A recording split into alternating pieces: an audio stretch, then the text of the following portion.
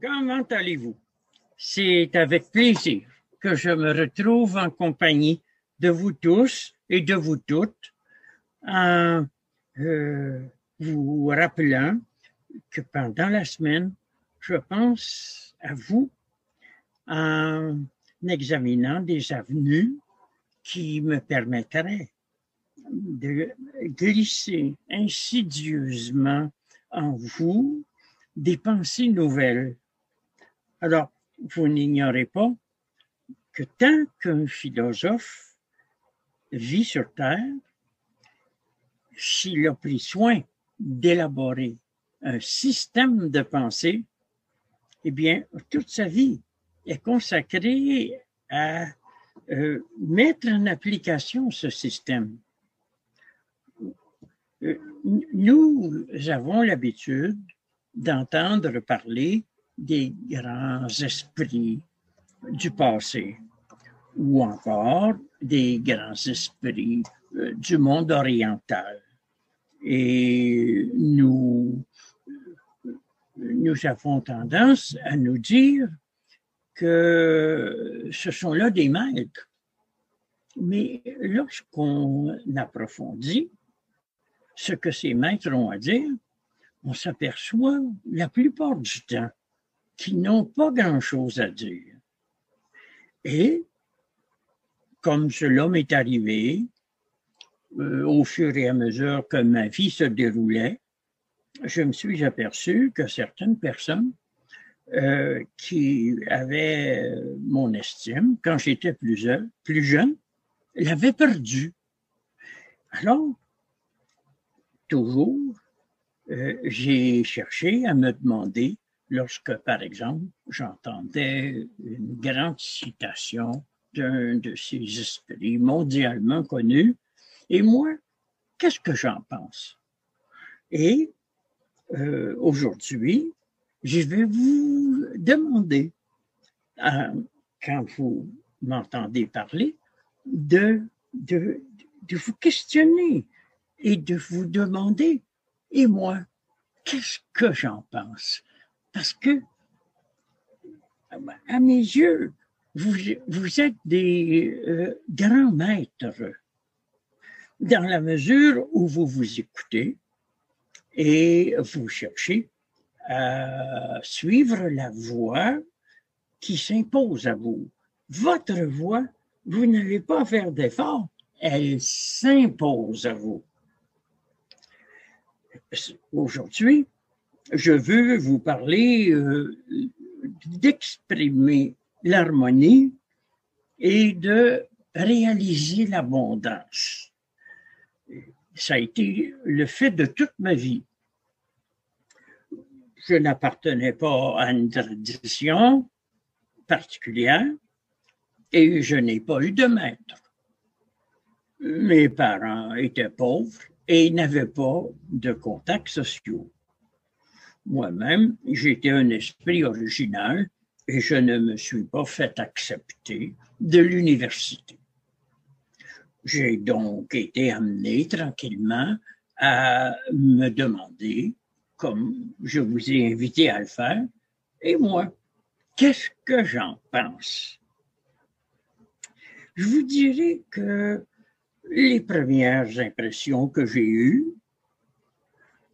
m'inspiraient de ne pas aller dans le sens du dualisme, de ne pas opposer, par exemple, l'harmonie aux dissonances qui se présentent dans notre vie, ou encore l'équilibre dont parlent les sages, au déséquilibre quotidien auquel nous soumettent nos émotions. J'en suis arrivé à me dire que l'harmonie n'a de sens que dans la mesure où elle est constituée de dissonances assumées et surmontées. Pourquoi dire non à des aspects de vous-même auxquels vous avez consacré du temps, par inclination ou par plaisir, tout simplement? Alors moi, j'ai appris tranquillement à ne pas mépriser mon point de vue et à comprendre que s'il s'était imposé à moi, c'est qu'il me convenait parfaitement. Un raisonnement de ce genre peut vous aliéner la sympathie de gens qui croient à l'autorité, à la tradition, aux écoles de pensée.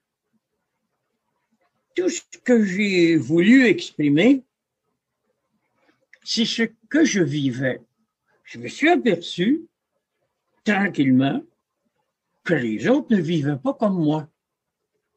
À l'université, j'ai rencontré des gens qui ne vivaient pas comme moi. Ça a été, on pourrait dire, mon premier choc culturel.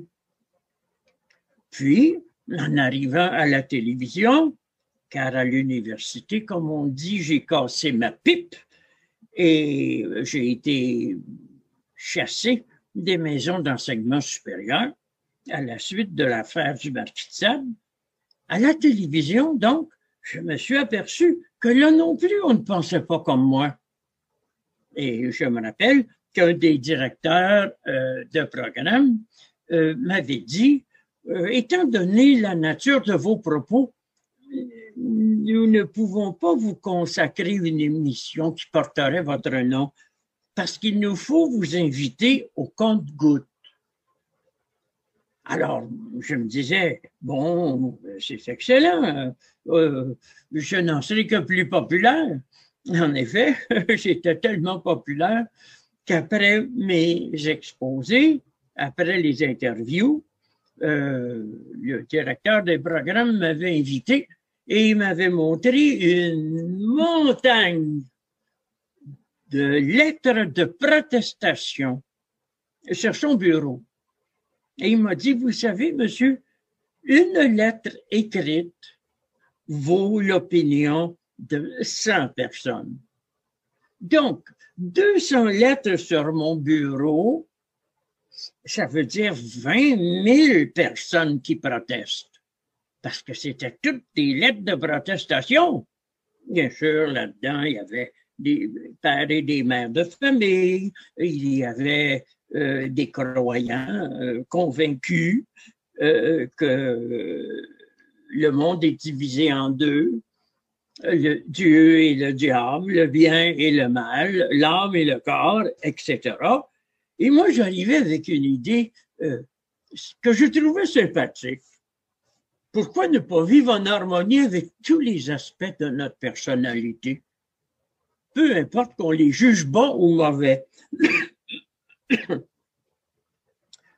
Alors, cette vision des choses, elle a l'air tout à fait banale, mais elle ruine la morale. Elle ruine les jugements de cour et les tribunaux. Elle ruine cette retenue officielle qui fait qu'on préfère